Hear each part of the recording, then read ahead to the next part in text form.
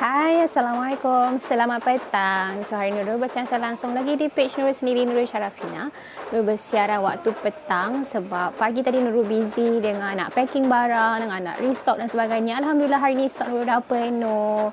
Semalam banyak yang dah habis. So, macam ada beberapa yang terpaksa Nurul tangguh kan untuk post hari ni. So, sebab stok tak cukup. So, ada yang hari ni dah Alhamdulillah dah syukur. Alhamdulillah petang tadi baru habis post. Dah habis restock. Alhamdulillah. So, semuanya dipermudahkan. Masih lagi syukur Alhamdulillah Allah masih lagi berikan rezeki untuk Nurul terus restock untuk tim-tim Nurul. Alhamdulillah. Syukur banyak-banyak. Terima kasih. Alhamdulillah. Okay. So hari ni seperti yang Nurul janjikan, Nurul nak sambung poin nombor 4 sampai nombor 7.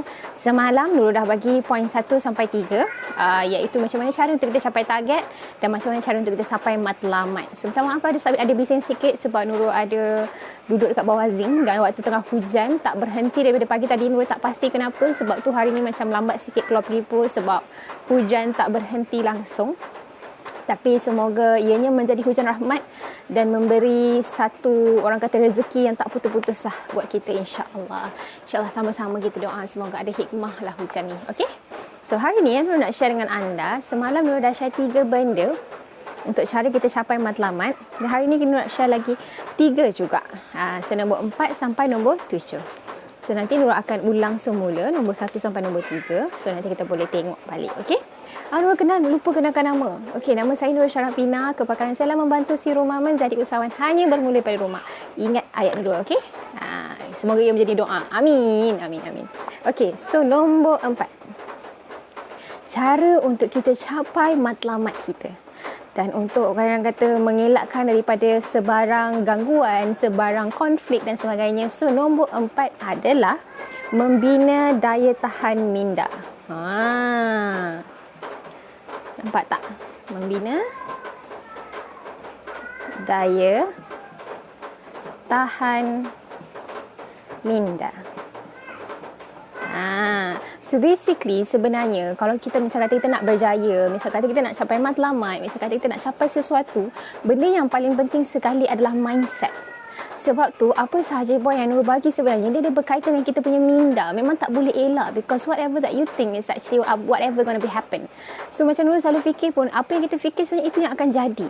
So Nurul tak nak anda fikir benda yang bukan-bukan. So itulah membina daya tahan minda. Yang pertama sekali, yang keempat adalah membina daya tahan minda untuk pastikan apa yang kita akan fokus.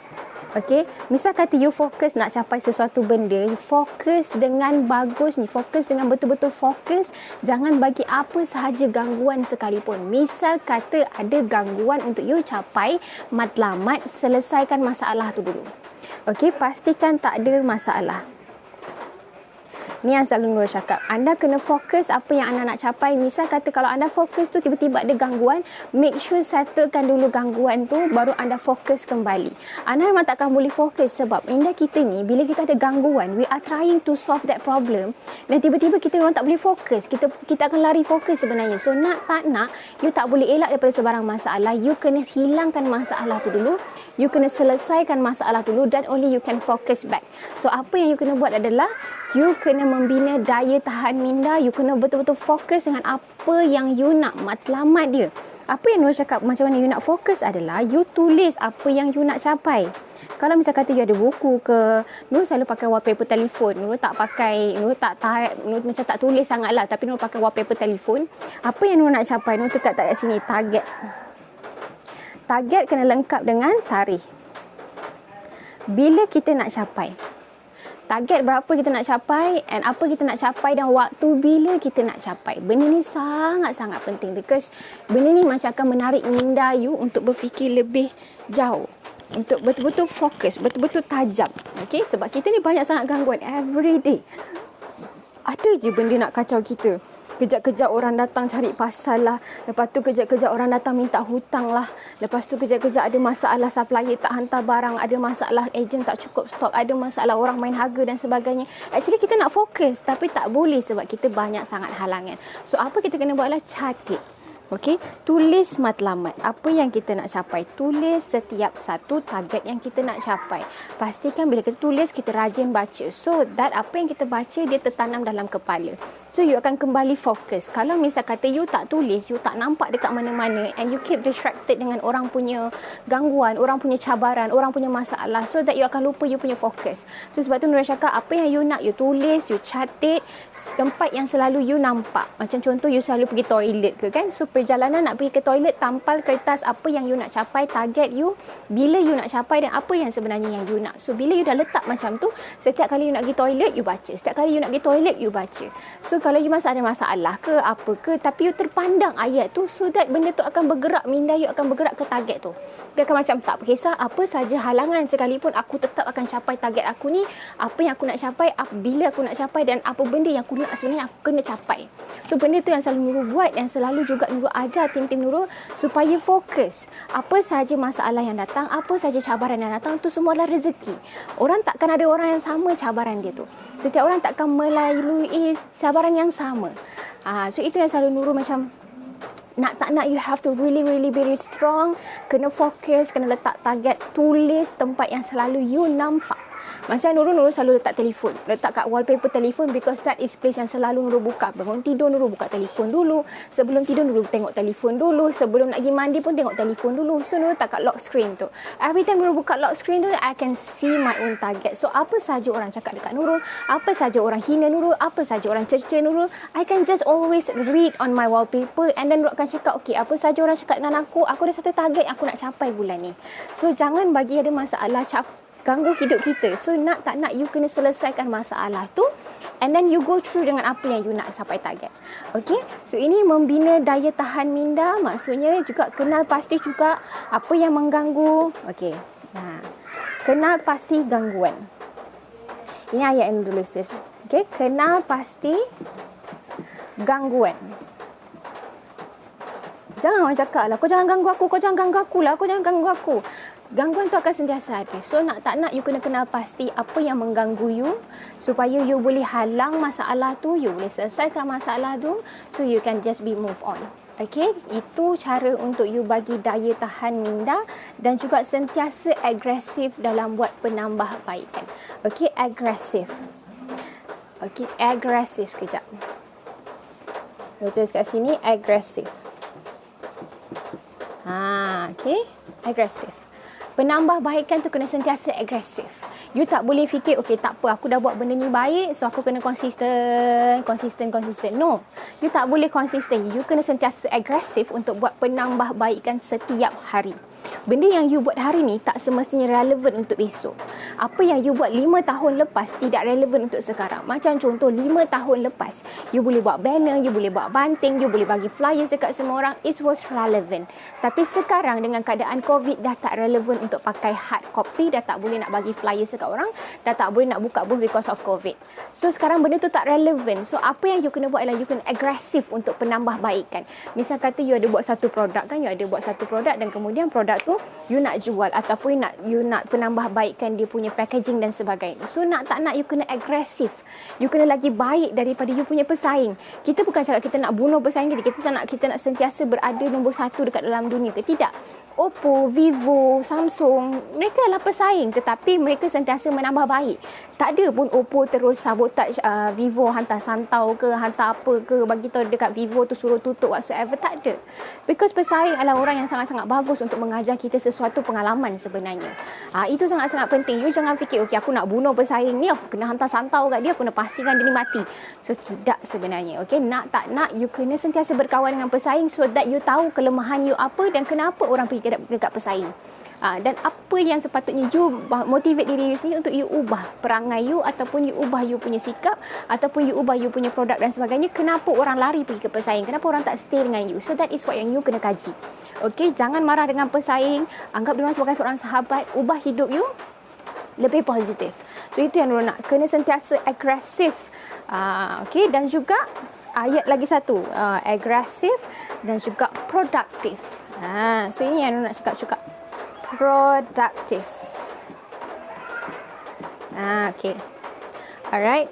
Produktif ni benda yang kita fikir jangka panjang, apa yang akan boleh kekal dan sentiasa memberikan hasil pada masa akan datang, which is hasil yang panjang lah. Tak adalah orang kata you plan hari ni dan hari ni je kekal ke apa ke, tidak. So apa yang Nurul buat adalah dalam company Nurul sendiri, Nurul akan rancang 3 tahun akan datang, apa akan jadi, apa yang aku nak achieve. Misal kata ada fall off sikit kan, misal kata kita target dalam 20,000 30,000 tak capai, okay, macam mana kita nak betulkan balik. So we have to be productive, so that walau apa sahaja pun yang kita capai, apa sahaja pun yang kita dapat, misal kata dia kata ada fall off, jatuh sikit whatsoever, dan you kena plan. Misal kata okay, bulan ni tak capai, kenapa tak capai, so kita improve untuk bulan depan.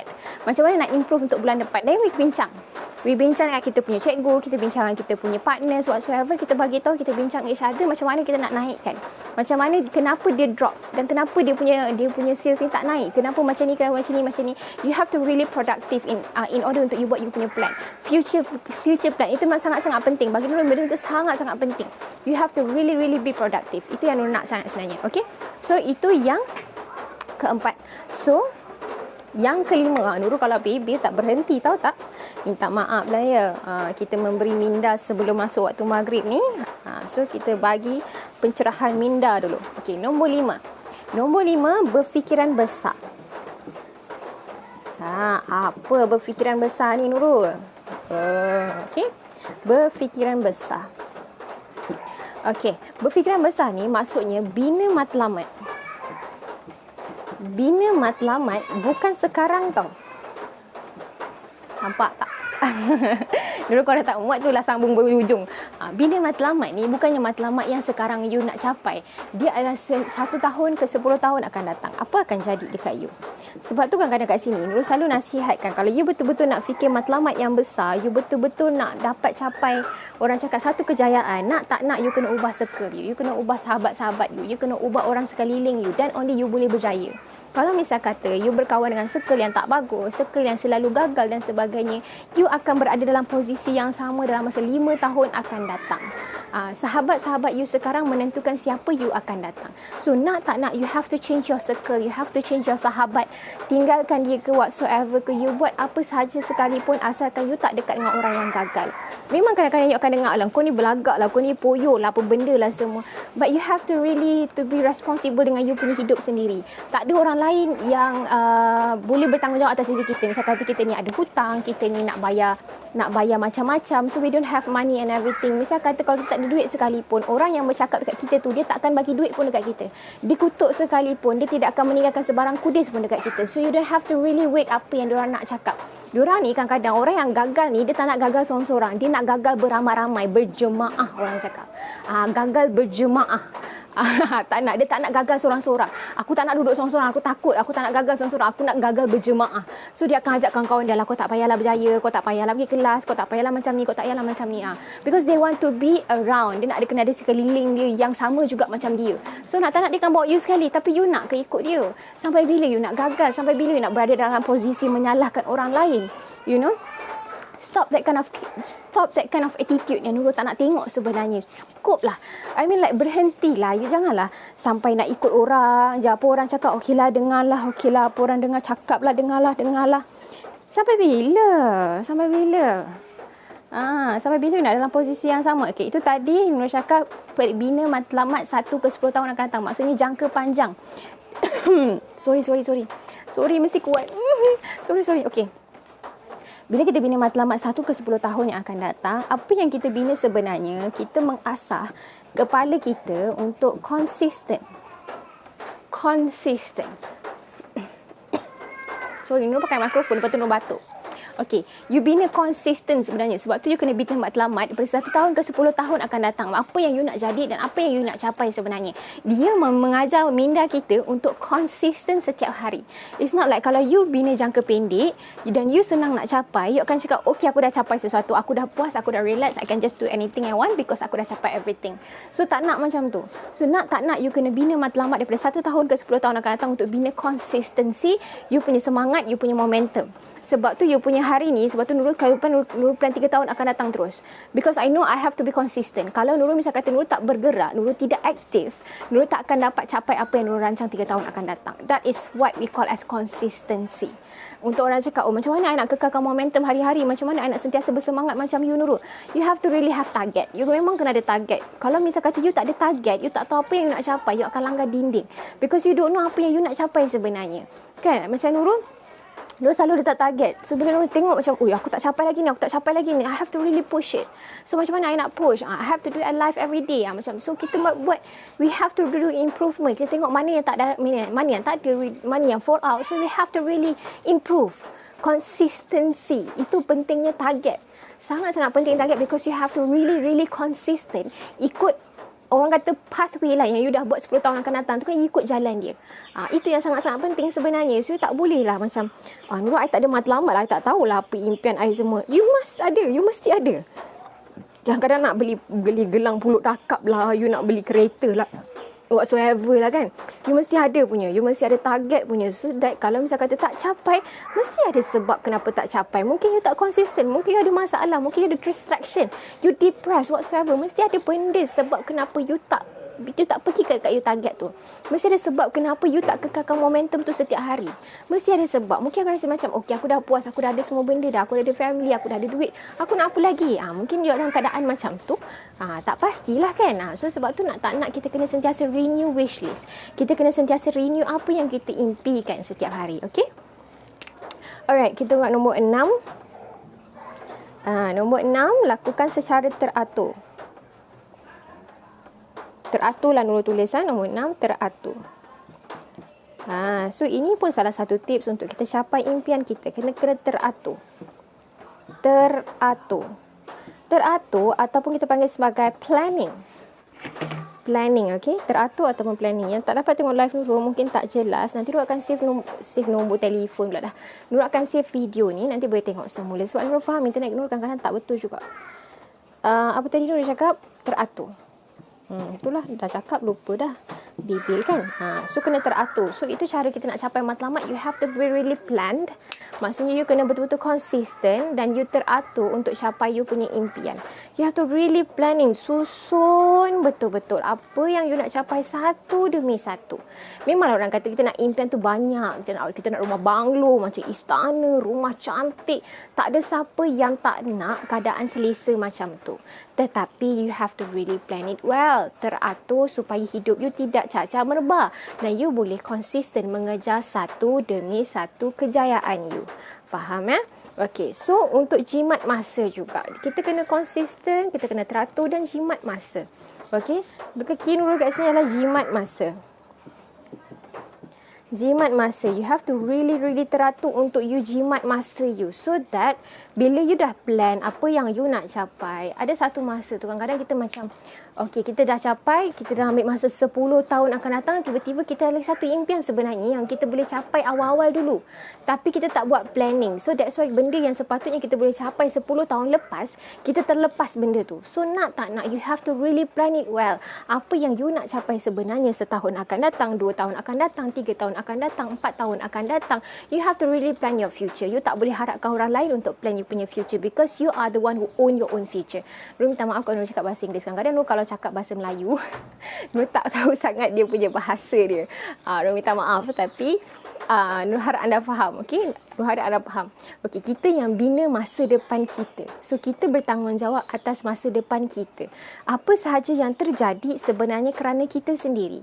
Kita tak boleh cakap, oh orang ni yang salah, that's why I punya masa depan macam ni. Mak bapak aku macam ni, ajar aku macam ni, sebab tu masa depan aku macam ni. Orang yang besarkan aku macam ni, sebab tu aku punya perangai macam ni. You memang boleh salahkan orang lain, tapi sampai bila you boleh salahkan orang lain? Until when you want to blame people? Sampai bila you nak salahkan orang lain? Berhentilah menyalahkan orang lain dan mencari satu benda yang boleh meningkatkan positivity you untuk you teruskan hidup. Sebab orang yang you salahkan tu, dia pun masih lagi bernafas. Dia pun masih lagi boleh hidup sampai sekarang. So, untuk you yang selalu menyalahkan orang lain, in the end you are dying. You akan mati secara senyap-senyap. So, tak nak macam tu. I tak nak you macam tu. Nurul tak nak anda macam tu. So nak tak nak, you have to really plan it well. Apa yang you nak dalam hidup you, apa yang you nak capai setiap hari, that is what yang you kena kerja untuk you ubah hidup. Kalau you cakap you nak bekerja, okay, you bekerja bersungguh-sungguh sampai you dapat naik jawatan, sampai you dapat gaji lebih ke whatsoever ke, tak apa. You anggap macam company yang you tengah kerja sekarang adalah company you sendiri. What will you do kalau misal kata you buat sesuatu benda, dia akan beri impact yang sangat besar kat company tu. Dan bayangkan kalau company tu is your own company, apa yang akan jadi? So you kena anggap kalau misal kata kita nak masa depan yang lebih cerah sebenarnya, sekarang yang you tengah kerja, you kena anggap company tu company you sendiri. Itu je yang you boleh buat sebenarnya.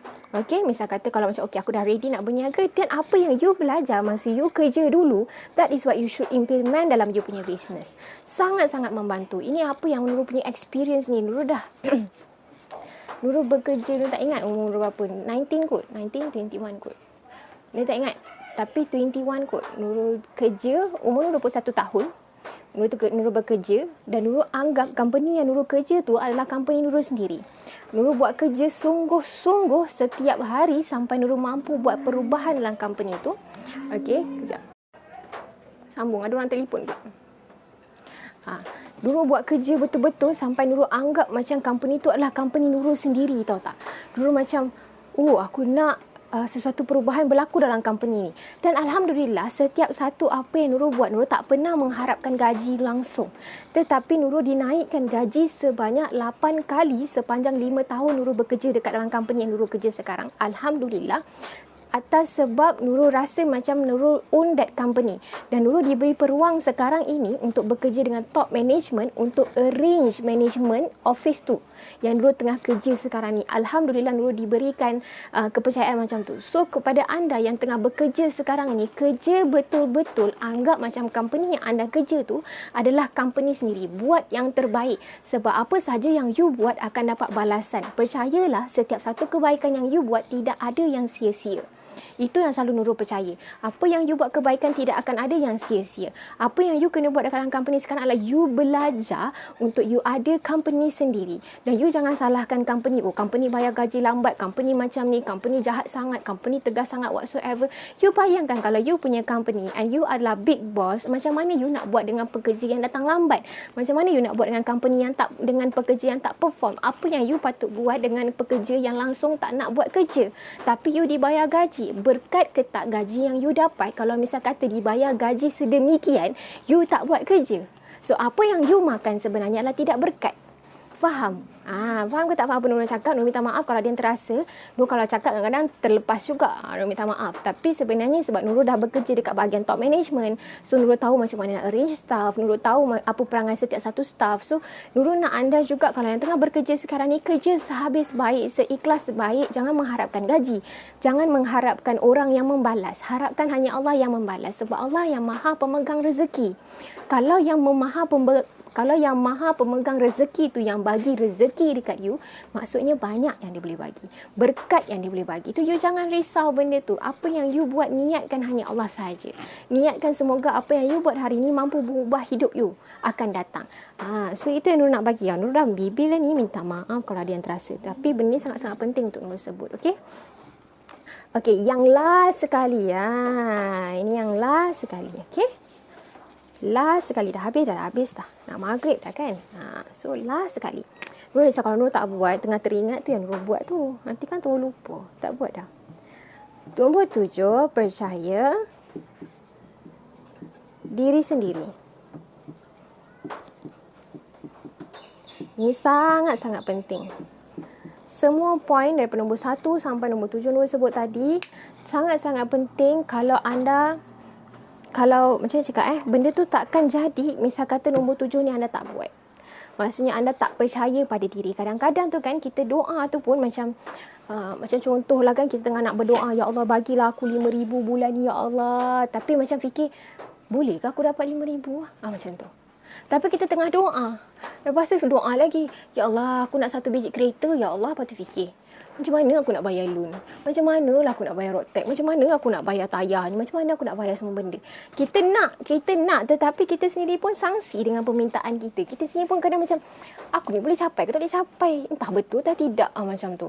So Nurul macam Nurul tahu untuk mengubah mindset setiap seorang bukan mudah. Sebab Nurul sendiri pun berada bersama 30 orang bersama Nurul dah sekarang, Alhamdulillah. Bersama dengan Nurul 30 orang dah. Dan Nurul tahu bukan mudah untuk Nurul tukar mindset setiap seorang. Sangat-sangat mencabar. Truly mencabar. Ada yang dengan Nurul daripada bulan 6, 7, 8, 9, 10. Ada yang Nurul sampai bulan 11 dah. Dah 5 bulan dengan Nurul pun baru sekarang dia boleh catch up, baru sekarang dia boleh dapat sales, baru sekarang dia boleh faham semua benda. Maksudnya kita tahu minda manusia ni bukan hari ni you buat je, hari ni you dapat. Tidak. Sebab tu kalau misal kata you buat business, you buat promotion online dan sebagainya, nak tak nak you kena promote hari-hari. You kena promote hari-hari. Even kalau cakap dengan customer kan, misal katalah you cakap dengan customer, you bagi tahu, okey lah belilah hari ni. Kadang dia dengar, kadang tak dengar. Even kita cakap dengan anak kita sendiri pun, kita cakap dengan anak kita pun, kita kena cakap banyak kali. Abang, tolonglah ambilkan benda tu. Dia buat tak tahu je. Abang, tolonglah. Dia buat tak tahu lagi. You kena cakap 3 ke 4 kali. Bukan kadang tu kita nak sampai nak terjerit baru dia dengar. So itu adalah rumlah manusia. You bercakap, kadang-kadang dia orang tak dengar kali pertama. Mungkin dia akan dengar kali kedua. You cakap dah berkali-kali, berbuih-buih mulut you, baru dia macam, oh yakin benda ni sangat-sangat serius rupanya. Mana cakap, oh mami ni serius rupanya, that's why suruh ambil. Macam apa benda lah aku cakap daripada tadi kan. Macam tu. Memang customer pun macam tu. Kalau you cakap sekali dua, memang orang takkan dengar. Misal kata you cakap dengan kawan you sekalipun kan, you cakap you jual produk ni, orang akan macam, oh okey. Kali pertama dia akan cakap macam tu. Oh okey. Lepas tu bila diorang dengar kawan-kawan dia yang lain bercerita produk macam ni, sama macam produk yang kita jual tadi, baru dia cakap, produk ni aku dengar bagus lah. Lepas tu cakap, habis aku cakap dengan kau hari tu apa ke aku cakap bagus? Aku jual produk ni bagus. Kadang orang tak nak dengar pada kita, kadang orang nak dengar pada orang lain. Padahal benda yang sama je sebenarnya kita cerita. Tapi itulah konsep manusia. So you janganlah hari ni you promote, you harapkan hari ni dapat sales. You jangan harapkan hari ni you promote, besok you dapat 5,000 terus. Tak boleh sebenarnya. Benda tu adalah satu proses. Lalui satu proses yang orang cakap sangat-sangat mencabar. Dan you have to be really ready lah. Kalau you macam dah dapat target satu benda, you nak dapat target yang besar, sebenarnya mustahil.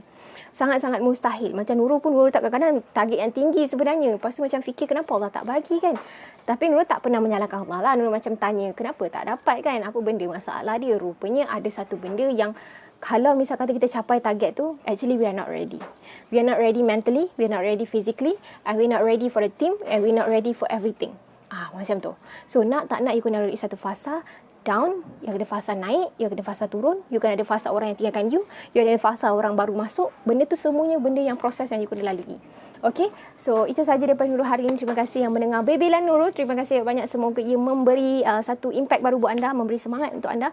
InsyaAllah Nurul akan terus memberi setiap hari, membantu anda setiap hari untuk menaikkan motivasi bagi anda yang memerlukan bantuan Nurul, InsyaAllah. Dan bagi anda yang mencari perniagaan, Nurul masih lagi membuka lagi tangan Nurul untuk menyambut anda bersama dengan Nurul, untuk kita sama-sama capai kejayaan, sampai reward, capai hadiah, capai cash setiap hari, insyaAllah. Semoga dipermudahkan oleh Allah. Okay? Nama saya Nurul Syarafina. Kepakaran saya adalah membantu si rumah menjadi usahawan hanya bermula pada rumah. Jaga diri. Assalamualaikum.